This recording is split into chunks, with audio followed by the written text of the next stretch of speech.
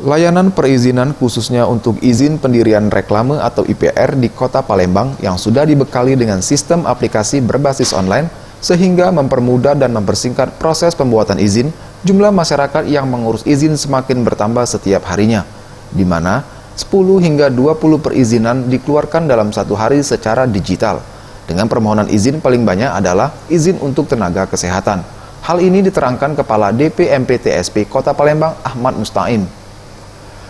Naiknya jumlah permohonan perizinan melalui sistem online ini dikarenakan satu akun yang dimiliki masyarakat dapat dipergunakan untuk mengurus berbagai macam perizinan, seperti untuk mengurus izin praktek, IMB, hingga izin usaha.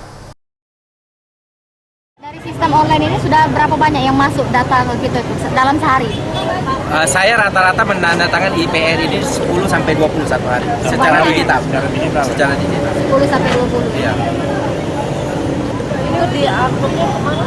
mpp.palembang.go.id. Tim Liputan Sriwijaya TV.